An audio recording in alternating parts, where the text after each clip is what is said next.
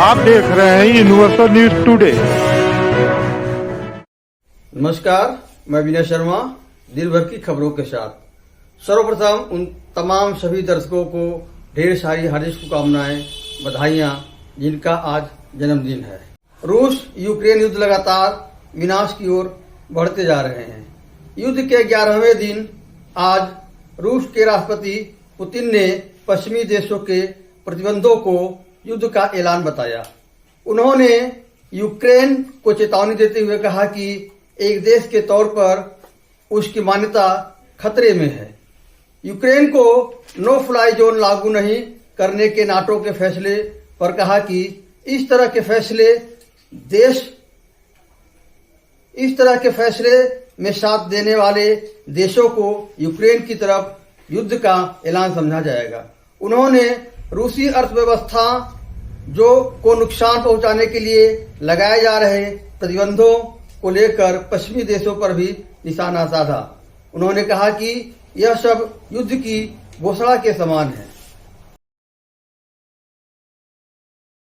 अमेरिकी राष्ट्रपति राइडर ने कहा कि यह किसी देश पर नहीं वरन विश्व शांति और समूचे यूरोप पर हमला है। रविवार को युद्ध के 11वें दिन रूसी सेना ने यूक्रेन के लगभग आधा दर्जन रिहायशी शहरों में सैन्य कार्रवाई की। इस दौरान उसने चेर्निहिव, पोल्टावा, मारिउपोल, खरकीव पर भीषण हमला किया। खरकीव के सैन्य अड्डे पर कब्जा कर यूक्रेन के टैंक गोला बारूद अपने कब्जे में ले लिए।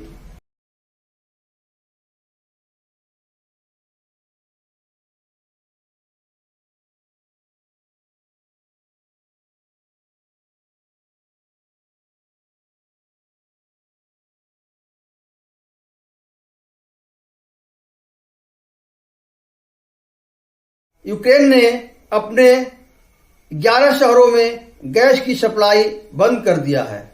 वहीं हमला वाले शहरों में सायरन बजाकर नागरिकों को बंकर में छुपने का निर्देश दे रहा है। मिली जानकारी के अनुसार यूक्रेन में इन 10 दिनों में लगभग 15 लाख लोग यूक्रेन छोड़कर दूसरे देशों में भागकर शरण लिए हैं। रूस लगातार यूक्रेन पर घातक मिसाइलों, बम्बू एयर स्ट्राइक कर रहा है। उधर यूक्रेन भी जवाबी कार्रवाई में अपने सीमावर्ती रूसी क्षेत्रों में सैन्य कार्रवाई कर रहा है। प्रधानमंत्री नरेंद्र मोदी ने कहा कि ऑपरेशन गंगा के तहत यूक्रेन में रह रहे भारतीय नागरिकों और छात्र छात्राओं को सकुशल भारत लाने का कार्य बड़े पैमाने पर किया जा रहा है। इसमें 3 कैबिनेट मंत्रियों को लगाया गया है। प्रधानमंत्री नरेंद्र मोदी ने आज पुणे में मेट्रो का लोकार्पण किया। उन्होंने इस अवसर पर अन्य कई परियोजनाओं का शिलान्यास व लोकार्पण करते हुए कहा कि कुछ देर पहले ही मुझे छत्रपति शिवाजी महाराज की भव्य प्रतिमा का लोकार्पण करने का सौभाग्य मिला है।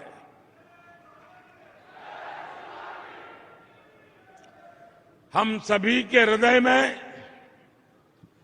सदा सर्वदा बसने वाले छत्रपति शिवाजी महाराज की ये प्रतिमा युवा पीढ़ी में, आने वाली पीढ़ियों में राष्ट्र भक्ति की प्रेरणा जगाएगी।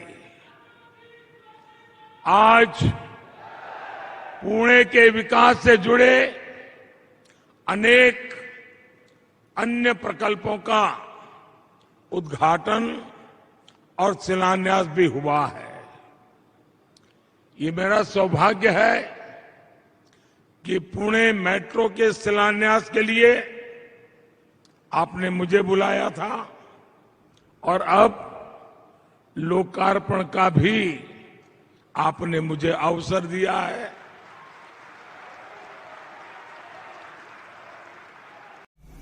प्रधानमंत्री ने महाराष्ट्र में सिम्बायोसिस विश्वविद्यालय के स्वर्ण जयंती समारोह को संबोधित करते हुए कहा कि 7 साल पहले भारत में सिर्फ 2 मोबाइल मैन्युफैक्चरिंग कंपनियां थी। आज 200 से ज्यादा मैन्युफैक्चरिंग यूनिट्स इस काम में जुटी है।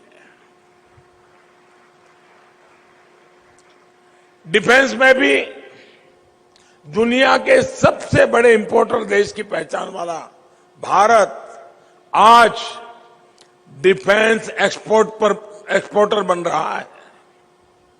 आज देश में 2 बड़े डिफेंस कॉरिडोर बन रहे हैं, जहां बड़े से बड़े आधुनिक हथियार बनेंगे, देश की रक्षा जरूरतों को पूरा करेंगे। साथियों, आजादी के 75वें साल में हम एक नए भारत के निर्माण के नए लक्ष्यों के साथ आगे बढ़ रहे हैं। इस अमृत अभियान का नेतृत्व हमारी युवा पीढ़ी को ही करना है। आज सॉफ्टवेयर इंडस्ट्री से लेकर हेल्थ सेक्टर तक, एआई और एआर से लेकर ऑटोमोबाइल। गृह मंत्री अमित शाह ने आज सीआईएफ की वर्षगांठ पर परेड की सलामी ली। उन्होंने अर्धसैनिक बलों को संबोधित करते हुए कहा कि आज 53वें स्थापना दिन पर इस शानदार परेड में उपस्थित रहकर सच अर्थ में मन में गौरव और आनंद का भाव आता है। आज सीआईएसएफ के लिए तो 53वां जन्मदिन बहुत महत्वपूर्ण तो है ही, मगर अब तक के 52 साल के सीआईएसएफ के काम को देखते हुए मैं बेझिझक तरीके से कह सकता हूं कि आज का ये 53वां जन्मदिन सीआईएसएफ का इस समग्र देश के औद्योगिक विकास के लिए भी बहुत महत्वपूर्ण दिन है। मुख्यमंत्री योगी आदित्यनाथ ने रूस यूक्रेन युद्ध छिड़ने के बाद यूक्रेन से वापस आए छात्र छात्राओं से आज लखनऊ में मुलाकात की। मुख्यमंत्री के पीआर सेल के सदस्य धर्मेंद्र सिंह ने जानकारी देते हुए बताया कि मुख्यमंत्री ने इस अवसर पर कहा कि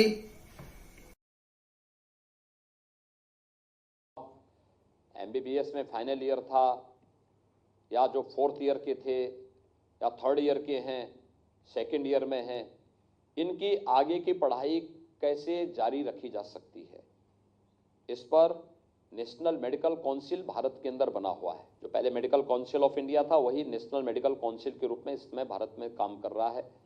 सरकार का उसके साथ संवाद चल रहा है, बातचीत चल रही है, अलग अलग दौर की बातचीत चल रही है। और ये मान के चलिए, जो यहाँ पे अभी शिवेंद्र ने कहा कि मोदी है तो मुमकिन है।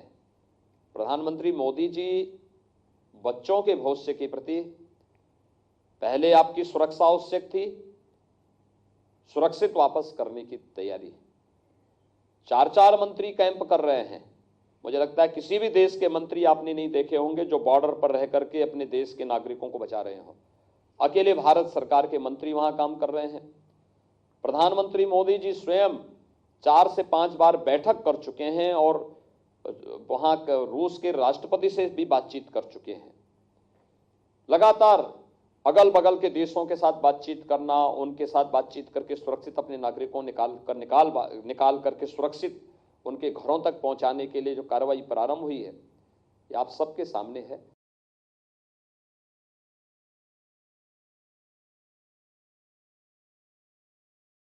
उत्तर प्रदेश विधानसभा चुनाव के अंतिम व 7वें चरण में सोमवार को प्रातः 7 से सायं 6 बजे तक वाराणसी व मिर्जापुर मंडल के 54 सीटों पर मतदान कराया जाएगा।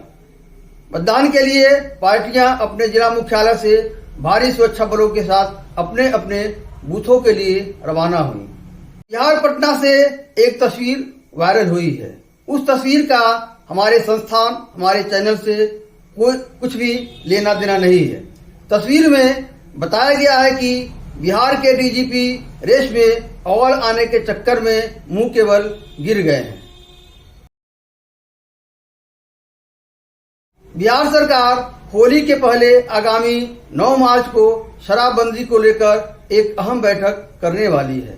बैठक में शराबबंदी के दौरान प्रदेश में अवैध रूप से बिकने वाली शराब पर चर्चा होनी है।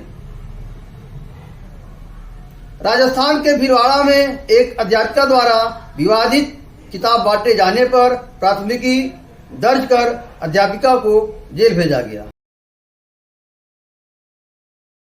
पंजाब के अमृतसर में बीएसएफ का एक जवान अपने ड्यूटी से नाराज होकर आज सुबह अपने मेस में अपने सर्विस राइफल से अंधाधुंध फायरिंग शुरू कर दिया, जिसमें 4 जवान की मौत हो गई तथा एक जवान की मौत उपचार के दौरान हो गया। इस घटना में आधा दर्जन जवान घायल हैं, जिनका उपचार चल। राहत वाली खबर है कि जल्द ही मेमू ट्रेन लखनऊ से कानपुर, बाराबंकी, प्रतापगढ़, सहारनपुर, सीतापुर चलाएगी। गौरतलब है कि बीते 2 वर्षों से कोरोना के खतरों के कारण मेमू ट्रेन का संचालन बंद था। सीएम सिटी गोरखपुर के आजाद चौक स्थित एक जनरल स्टोर की दुकान में शॉर्ट सर्किट से आग लगने की सूचना बताई गई, जिसमें लगभग 40 से 50 लाख के सामान जलकर खाक हो गए। दुकान के प्रोप्राइटर ने बताया कि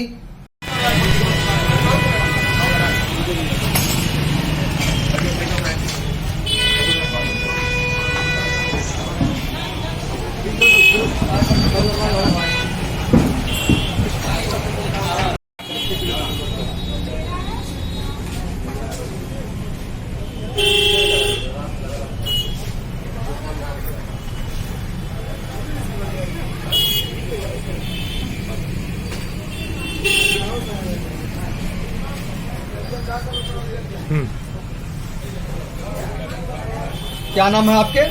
मेरा नाम प्रदीप गुप्ता है। ये रामविलास किराना स्टोर क्या है? हम तो उनके लड़के हैं। मेरे पिताजी यहाँ के प्रोप्राइटर हैं। काम दम हम ही देखते हैं। आप देखते हैं। कैसे ये घटना घटी है? सर जी, ये कल आज सवेरे की घटना है। सवेरे जैसे रोज की तरह 9:30 बजे पिताजी आते हैं दुकान खोलने।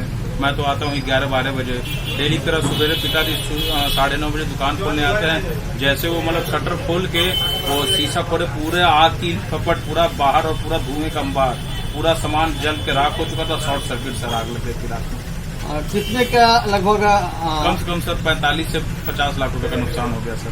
क्या बीमा हुआ था? बीमा नहीं हुआ था सर। मेरी बैंक से वो चलती है, सीसी लिमिट है, बस वही सर। सीसी लिमिट जो भी बैंक करती है बस वही है सर। किस बैंक से है? सेंट्रल बैंक ऑफ इंडिया, शाखा पेडलेगंज से सर। अभी देखा जाए तो ये आपके जो काउंटर दिखाई दे रहा है जहाँ ये बैठते हैं, इतनी बुरी तरह से ये सर मैं यहाँ पे यही मेरा काउंटर है और ये यहीं पे सारे कागजात पत्तर, जितने भी पेपर, मेरे जितने भी डॉक्यूमेंट थे, खाता भाई, 2 लैपटॉप था, स्वाइप मशीन थी, सारे सब कागज पत्तर सर यहीं थे। सारे कागज सब जल के राख, कैश भी था यहाँ पे था सर। रात में दुकान कब बंद हुई थी? रात में सर दुकान करीब बंद हुई है 9:30 से 9:45 के बीच में। ऐसा भी होता है कि क्रेडिट और डेबिट में भी बिजनेस होता है, तो कुछ ऐसा भी आपका? क्रेडिट सर नहीं होता है, जो हमारे होता है कैश ही होता है। कैश होता है अकाउंट में होता है, तो जो सर अकाउंट में आता है वो तो अकाउंट में है ही। निषाद पार्टी के राष्ट्रीय अध्यक्ष डॉक्टर संजय निषाद ने आज मीडिया से कहा कि वो अलग था। आज के बाद मोदी जी की उस नीतियों को कि जो देश का अनाज गोदामों में सड़ रहा था, गांव का जनता भूखों मर रहा था, वो अनाज आज जनता के दरवाजे पर पहुंच गया, तो वो निश्चित रूप से जनता जनार्दन का आशीर्वाद जो है भगवान का आशीर्वाद होता है। विपक्ष का काफी आरोप रहा कि पैसे देख के टिकट बांटने का आरोप लगाया, इस पे क्या कुछ करेंगे? विपक्ष के पास कोई मुद्दा नहीं है तो कुछ न कुछ तो बोलेंगे, बोलने की कोई जगह ही नहीं है। उनके पास कुछ करनी किए होते कि निषादों को मैंने ये किया है, उस पर बोलते। डॉक्टर संजय के ऊपर गोली चलवाई, उसको छुपाने के लिए कुछ भी कह सकते हैं। निषादों के साथ साथ पिछड़ी जातियों के लिए कोई कानून बनाए होते, पिछड़ों के नाम पर 3 बार 4 बार सरकार रही, तो 4 कानून बना देते। तो कहते ना हम पिछड़ों के नाम पर ही 4 कानून बनाए इसलिए हमें वोट दे दो, हमने निषादों के लिए कानून बनाया इसलिए हमें वोट दे दो, या इस बिरादरी इस धर्म के लिए है। काम किसके लिए किया था?